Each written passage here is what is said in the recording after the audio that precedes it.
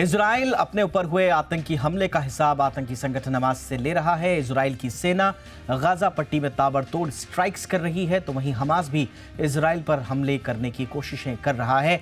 दोनों ही तरफ से तबाही के निशान दिख रहे हैं। आज युद्ध में कहां क्या हुआ उसकी रिपोर्ट दिखाएं, उससे पहले आपको जंग की बड़े अपडेट्स दे देते हैं। दोनों तरफ से हमले में अब तक 1200 से ज्यादा की मौत हो चुकी है। हमास के हमले में मरने वाले इजरायलियों की संख्या 800 पहुंच गई है। इजराइल ने हमास के 500 से ज्यादा ठिकानों पर फाइटर जेट हेलीकॉप्टर से बमबारी की है और पूरी गाजा पट्टी को निस्तेनाबूद करने का प्रण ले लिया है। इजराइल का दावा है कि उसने अभी 450 से ज्यादा हमास के आतंकी मार गिराए हैं। इजराइल में हमास के रॉकेट से एक भारतीय महिला के घायल होने की खबर भी है। इस बीच ईरान ने हमास के आतंकी हमले के पीछे खुद का हाथ होने से ईरान ने हमास के आतंकी हमले में खुद के हाथ होने से इनकार किया है। हमास आतंकियों के कब्जे में 130 बंधक भी हैं जो बताए जा रहे हैं। हमास ने दावा किया है कि गाजा में हुई बमबारी में 4 बंधकों की मौत भी हुई है। इस बीच हमास से बंधकों को मुक्त कराने के लिए खबर ये मिल रही है कि अब कतर मध्यस्थता कर रहा है। इस बीच युद्ध के बढ़ने की आशंका भी गहरा रही है।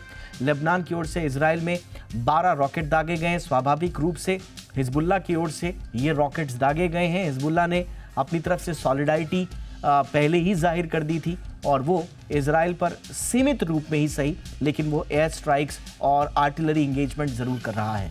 लेकिन बड़ा सवाल ये है कि युद्ध की तो शुरुआत हो चुकी है, लेकिन ये युद्ध अब कहाँ जाएगा, इसकी परिणति क्या होगी, इस पर विस्तार से बातचीत करने के लिए हमारे साथ खास मेहमान भी जुड़ रहे हैं। लेकिन उससे पहले हम जरा समझ लेते हैं कि स्थितियां वहां पर किस ओर जाती हुई दिखाई दे रही हैं। और इस वक्त हमारे साथ बहुत ही खास मेहमान राजीव नयन साहब जुड़ चुके हैं, अंतर्राष्ट्रीय मामलों के जाने माने जानकार हैं। राजीव सर, आपका बहुत बहुत स्वागत है। सर, ये तो तय है कि लंबा युद्ध चलेगा। नेतन्याहू साहब ने कह दिया था कि ये लंबा युद्ध चलेगा, लेकिन कितना लंबा और क्या ये सिर्फ गाजा पट्टी तक ही सीमित रहेगा या इसमें दूसरे स्टेक होल्डर्स भी जुड़ रहे हैं? सर, आपका विश्लेषण इस वक्त क्या कह रहा है? देखिए, अभी इजराइल ने एक वक्तव्य दिया कि ईरान की भूमिका की हम तलाश कर रहे हैं। क्या हमस के आक्रमण के पीछे ईरान भी शामिल था? क्या रॉकेट्स जो उसे मिले हैं, शायद ड्रोन से भी हमला हुआ है, क्या उसमें ईरान का हाथ था? ईरान की तरफ से सारी आपूर्तियां की गई हैं। तो एक शक तो बहुत हद तक ईरान की तरफ जा ही रहा है। तो अगर ईरान सचमुच जुड़ जाता है, क्योंकि ईरान ने बड़े, बाकी सब तो संभल बूझ कर अरब देश ने इस पर अपनी प्रतिक्रिया जाहिर की है, लेकिन ईरान बड़ा खुलकर फिलिस्तीनियंस का सपोर्ट कर दिया है और उसने यहाँ तक कि हमले को भी उन्हें शाबाशी दी है कि उन्होंने बड़ी अच्छा आक्रमण किया, जिससे कि इजरायलियों को पता चल गया कि दमन का क्या होता है अंजाम।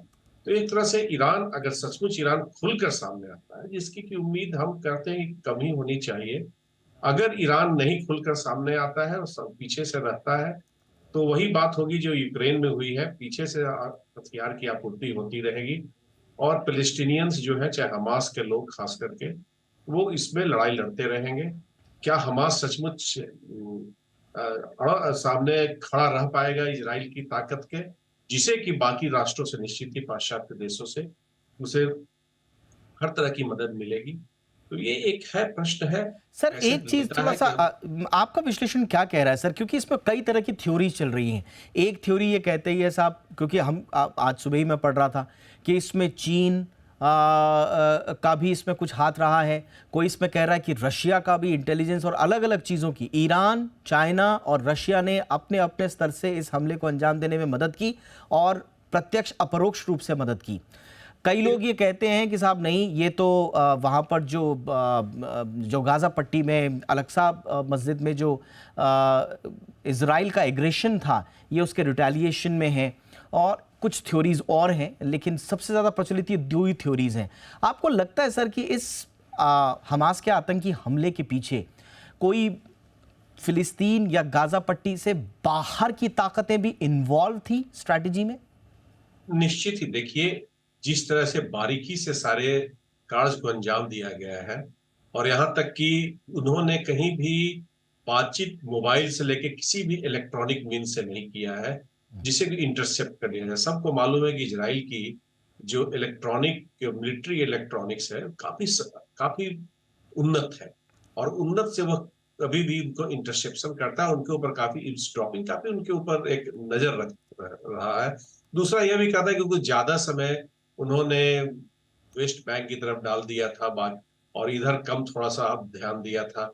अब कई तरह के सिद्धांत आ रहे हैं, जैसा आपने कहा कि सिद्धांत है, अभी तो बातें तथ्य तो बाद में खुलकर आएंगी, लेकिन यह सच है कि इनके पीछे जिस तरह से आक्रमण हुआ, जिस तरह से रॉकेट की बौछार कर दी गई है, वह केवल हमास के अकेले के वश का नहीं है, और उनके ऊपर काफी नजर रखी जा रही है। तो बड़ा ही सटल वे में किया है।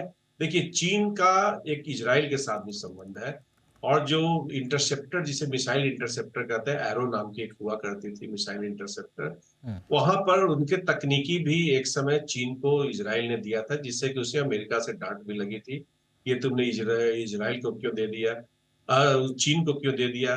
तो ये एक एक बड़ा ही उनका एक बड़ा ही एक जिसे कहते हैं कि जटिल उनके साथ एक संबंध रहा है। जी। तो चीन खुलकर तो नहीं आएगा, लेकिन हो सकता है पीछे से, क्योंकि एक जो नया अलाइनमेंट, न्यू अलाइनमेंट एक जो मिडिल ईस्ट का। बनते जा रहा है विश्व भर में, वो बड़ा ही और ज्यादा ही कॉम्प्लिकेटेड और कॉम्प्लेक्स होते जा रहा है। उसमें रूस है, रूस ने भी बहुत ज्यादा इसमें अपना खुलकर सामने आया नहीं, वो खुद की लड़ाई लड़ रहा है, तो वही बड़ा ही बच संभल कर उसने बयान दिया है। जेलेंस्की, चलिए ठीक है, वो तो उन्हें कसकर इजराइल को सपोर्ट करना ही था, लेकिन रूस ने बड़ा ही एक जिसे कहते हैं कि सामंजस्य कह सकते हैं, एक संतुलित सा बयान दिया है।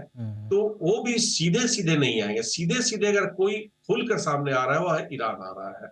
तो क्या सामने से ईरान आएगा और पीछे से चीन और रूस रहेंगे, इसकी एक संभावना बनती है। लेकिन जिस तरह से इजराइल ने भी जिस युद्ध में, और जो रूस और यूक्रेन के युद्ध में एक बड़ी तटस्थ सी भूमिका निभाई है, जी। तो वह नहीं, रूस नहीं लगता है कि वह उसमें बहुत तेजी से आगे आएगा। देखिए, अभी तुर्की, अभी आपने बात की कि कौन कौन राष्ट्र कतार से लेकर उसकी बात कर रहे हैं, तुर्की भी इसमें मध्यस्थता का प्रयास कर रहा है, और विशेष करके बंधकों को छुड़वाने का।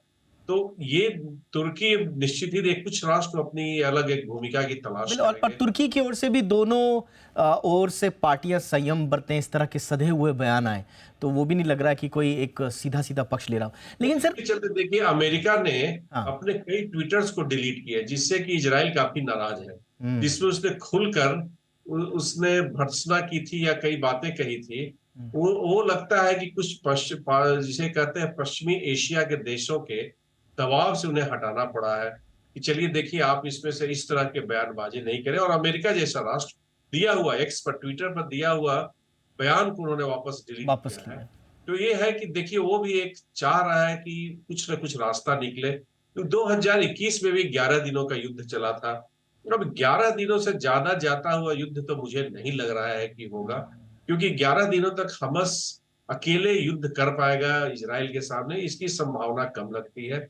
अब अभी ठीक है, 2 दिन के बाद उसने फिर से रॉकेट हमले किए, लेकिन उसकी देखिए हमले की क्षमता तो कम नजर आई ही है। और जिस तरह से इजराइल लगातार हमले कर रहा है, और जिस तरह से एक तरह से कारपेट बॉम्बिंग करके उसने गाजा में छोड़ दिया है, यहाँ तक कि वेस्ट बैंक में भी वो हमले कर रहा है, जी। जी। और काफी लोगों को डिस्प्लेस किया, करीब 1,23,000 लोगों को डिस्प्लेस होने की बात है। 73,000 लोग उसमें से शेल्टर के अंदर रहे। जो भी खबरें आ रही है, खबरें भी बदलती रहती हैं, जी। लेकिन अभी तक की खबरों के अनुसार यही उभर कर आ रहा है। ठीक। तो इस सर, तरह से ए, बड़ी ए, संख्या में लोगों का हाँ, जो डिस्प्लेसमेंट हो रहा है, तो ये एक बड़ा देखिए संकट तो है सर, लेकिन समाधान क्या? एक सर मैं आपसे जरूर चाहूंगा, एक मैं थोड़ा संक्षेप में स्थिति का आकलन मैं करना चाहूंगा महमूद अब्बास की, जो कि फिलिस्तीन के राष्ट्रपति हैं। शुरुआत में उनका बयान ये ज़रूर आया कि हमको मतलब फिलिस्तीन को अपने ऊपर यदि हमला होता है तो उसको अपनी सुरक्षा करने का अधिकार है। लेकिन उसके बाद से आज ज़रूर अमेरिका ने उनसे बात की है और कहा है कि आप भूमिका निभाएं शांति में। तो गाज़ा और वेस्ट बैंक दोनों की, क्योंकि परिस्थितियां अलग हैं, पॉलिटिक्स अलग है, आइडियोलॉजी भी एक तरह से कहें तो अलग अलग है, फिलिस्तीन की जो मुख्य धारा कही जाती है महमूद अब्बास की, उसका स्टैंड आपको क्या लग रहा है सर? नहीं, देखिए, अभी अभी कोई भी अगर इजराइल पर आप हमला करेंगे हम्म। तो आपको समर्थन मिलना पाश्चात्य जगत से तो एकदम ही मुश्किल है। हम्म। और आपको अपने ही मुस्लिम समुदाय से, अपने देशों से नहीं मिलेगी, क्योंकि उसमें बहुत सारे लोग अमेरिका के करीबी हैं और उन पर आश्रित भी हैं। उसमें से चीन और रूस भी जब खुलकर नहीं आ रहा है सामने, तो आपके समर्थन, आप अगर जाएंगे तो एक तरह से आपको काफी समस्याओं का सामना करना पड़ेगा। तो वो भी नहीं चाहेंगे। और देखिए, अंदर भी गाजा में, उसमें भी अंदर भी हमास की भी अंदर से फतह से उनकी अपनी समस्या रही है। और हम्म। लेकिन ये काफी संगठित होकर, जो मोहम्मद दैफ ने, जिसे कि द गेस्ट के नाम से भी जाना जाता है, उसने एक बड़ा जबरदस्त, उसने कुशल कौशल अपना दिखाया, युद्ध कौशल। और उसने एक पूरी दुनिया के सामने एक अपना क्या कर सकता है, एक अपनी क्षमता का परिचय दिया है। हम्म। तो वो तो है। देखिए, अंदर भी उनके कई विरोधाभास हैं, कई अंदरूनी उनमें कलह भी है। और इस तरह की लड़ाई, जो खास करके जहां पर आप सिविलियंस को मार रहे हैं, कई लोग मरे हैं, सैन्य बले हैं, मरे हैं, ठीक है। जी हाँ। अभी रिजर्विस्ट जिसको कहते हैं इजराइल में, वैसे लोगों, करीब करीब 3 लाख लोगों को उतारने की बात हो रही है। तो ऐसे में नहीं लगता है कि जब अमेरिका भी अपना कई युद्ध का शिप वगैरह, सब वॉरशिप्स वगैरह भी वहां पर ले आए हैं, और साथ साथ वो अपना मिसाइल इंटरसेप्टर्स भी, और यद्यपि इतने रॉकेट की बौछार हो गई है कि वह थोड़ा सा दिया है कि फेल्योर सा उनका इंटरसेप्टर, चाहे जो डिफेंस सिस्टम है, जी जी उस सर। पर भी दबाव पड़ा। लेकिन एक लंबे समय तक हमें नहीं लगता है कि हमस सामना कर पाएगा इजराइल का। और बिल्कुल। कभी कहीं ना कहीं शांति लाएगी, क्यों बंद कैसे हटाया जाए, क्या किया जाए, इन सब पर वार्ता आगे होने जा रही है। और हमें नहीं लगता है कि, जैसा आपने बताया, कि उसी और बाकी मित्र संगठनों से और देशों से उन्हें बहुत ज्यादा मदद की आवश्यकता है। ईरान भी थोड़ी, मुझे उम्मीद कम ही लग रही है कि वो खुलकर बोल, बयान तो दे दिया है, हम्म। खुलकर लड़ाई में हिस्सेदारी लेगा, क्योंकि उसकी खुद की तबाही हो जाएगी। उनके अंदर भी अपने इतने सारे स्वाभाविक रूप से, यानी कि जो विरोध हो रहे जो हैं बिल्कुल पाश्चात्य जगत। यानी कि जो ऊपरी सेरेमोनियल सॉलिडारिटी है, उसके लिए तो बयानबाजियां होंगी ही अपने अपनी विचारधारा के हिसाब से, लेकिन कोई प्रत्यक्ष उतर कर हमास के साथ कूद जाएगा, इसकी संभावनाएं कम ही हैं। और इस तरह से हम देख रहे हैं कि परिणति यही होगी कि 11-12 दिन या 2 हफ्ते की लड़ाई, और उसके बाद संभवतः शांति की ओर दोनों जो पार्टीज़ हैं वो आगे बढ़ें। लेकिन फिर हर शांति जो है अब एक नई तरह की परिस्थितियों को जन्म देती है।